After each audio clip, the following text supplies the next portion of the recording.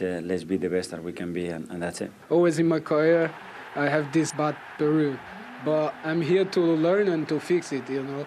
But I'm more important with the 3 points than the goals, you know. So, yeah, congrats for the team. I'm so happy for him because he's worked so hard with the support and help all of the staff throughout the last 5 months, I would say, and today he got rewarded for that, so very pleased for him.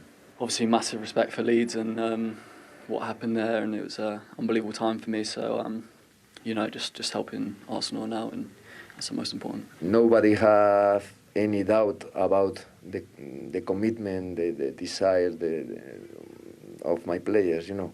They show in all the different performance, and we'll do it in the next game again, and I think we'll be with a better result.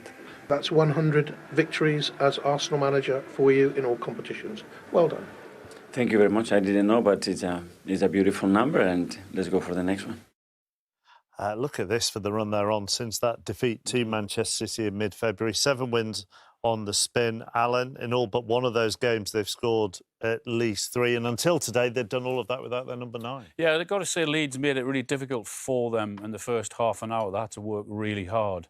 But once they got that goal, then I thought there was only going to be one winner. 11 games without a goal prior to the World Cup, Jesus. But he's back. They've had to be patient with him with the injury, and that certainly worked because he looked very sharp today. Perhaps should have scored his hat-trick because this was a good chance that he could have put in the back of the net. He gets himself in between the 2 defenders there. Just doesn't quite get over it there enough. But it's a good ball in, but it should have been in the back of the net. He did really well here. He could have gone down in the first challenge, Christensen. He actually connects with him, but he stays up. But then when you see it from the other angle here, look, he does clip him there, but he stays on his feet. But this time, I mean, I don't know what Luke Ealing's doing. It's a stupid challenge there. He actually kicks him in the knee. So, yeah, absolutely the right decision. And he gets up and he has the confidence, stick it straight down the middle. Thank you. Great confidence. But the way he gives and goes here, gives it into Trossard. Clever signing, Trossard. 7 assists already. Only been there since January. He gives and goes, gets on the end of it and gets his second goal. Yeah, so Arsenal are looking good. I was at that game when they played Man City and were beaten at home, and I thought, there's a big test for them here. They're passing with flying colours at the minute. You've both been in title run-ins. When you look at the run-ins for both clubs, it's the number of games that Manchester City have, and there'll be more, obviously, if they get past Bayern Munich, and they've got the FA Cup semi-final. The interesting thing is actually Arsenal have 3 league games and City 2 before they meet again, Micah. So it could be 11 points when they meet. It could, but I think with City, with the size of their squad, the quality they have, they've got enough to deal with them games. But I just think it's going to go all the way to the end. I think Arsenal are a different breed now. I think they know how to win. Like Alan said, when they played each other and City won, we thought they'd be over, but they clawed their way back, and that's what good teams do.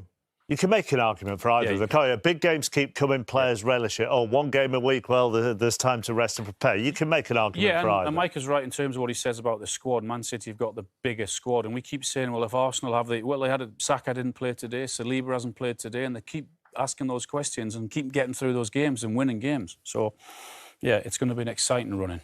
Right, Brighton and Brentford remain firmly in the hunt for European football next season. They met at the Amex. Trossard involved in Jesus' second goal. Nice interplay with those 2 players there. How important has Trossard's signing been? Very, very important. I think he's Premier League ready. He's a player that could straight away do the job for Arsenal, and I think it's a very, very intelligent signing.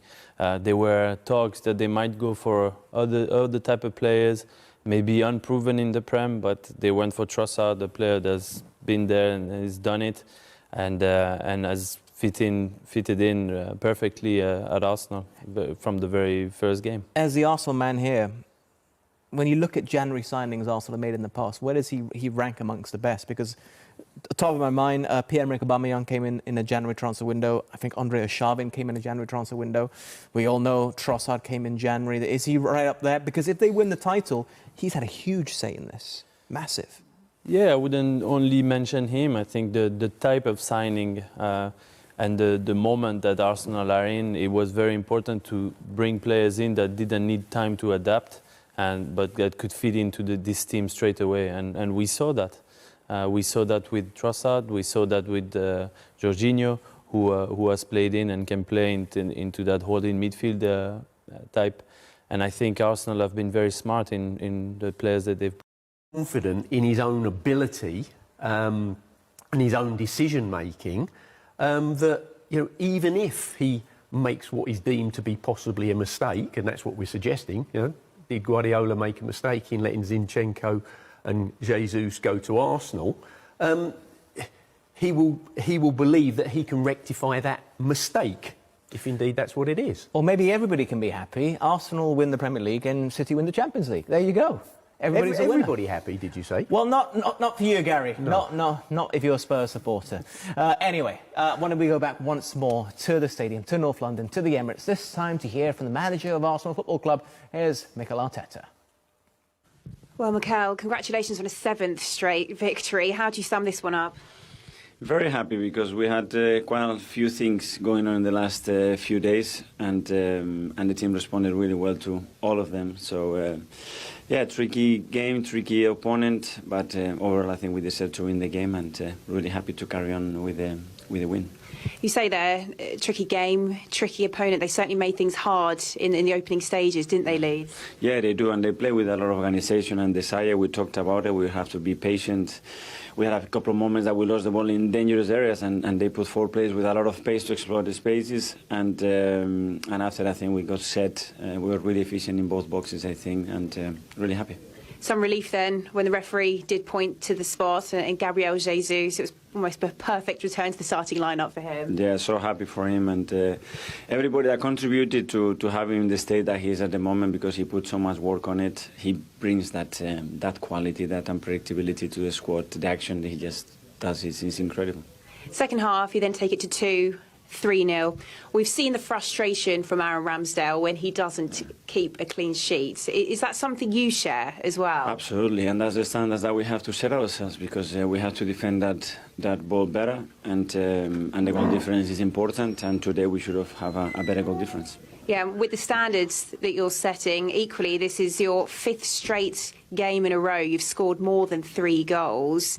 You can tell from your reaction with that 4th, it means a lot to you, doesn't you? It does, because we have to demand ourselves more, and especially we have periods in the second half that we should have done the simple things much better and go for the 4th, the 5th goal if we could. And with all respect to Leeds, we wanted to do that, and we could have done better. That hunger then, no coincidence, 5th game in a row that you've scored more than 3 goals. That is a real message to your players, is it, game in, game out? It is, and everybody has to contribute to those goals, and today was a good example as well of that. The goal that Granit scored arriving in the box, terrific, and we need to continue. We need goals. Well, today you have surpassed 70 points, more than your total for the entirety of last season. What does that say about this team? Well, that we've been really, really consistent throughout the season, and the most important thing is, again, tomorrow, and improve and do things better than we've done today in many areas that we can still do, and that's the positive thing about it.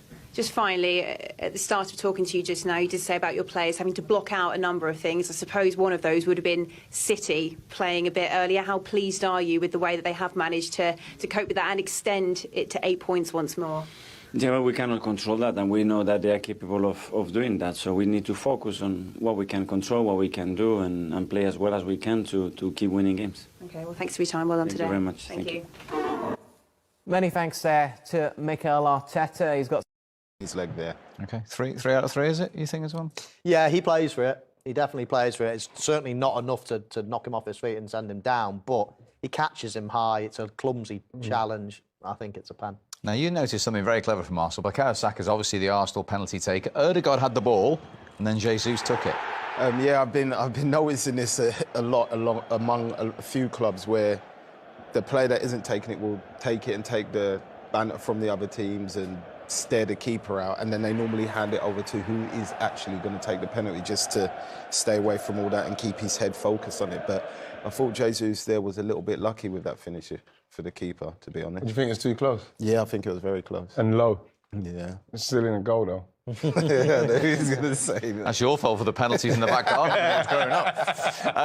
At 0-0, Leeds had a very fast start right from the kickoff, actually. Yeah, well, Arsenal have been caught on in the starts, and it seems something that I think people have maybe noticed, that they're maybe not switched on, but this was a really, really good effort. You know, it's a good save. You'd expect him to make that save, but it was a very good start from Leeds, and I thought they started very well. You know, once they got into this kind of area, like, you see him doing great stuff here, Somerville, and he's got to do better with that. He's got to start that outside the post and whip it in. It's made it very easy for the goalkeeper to save it.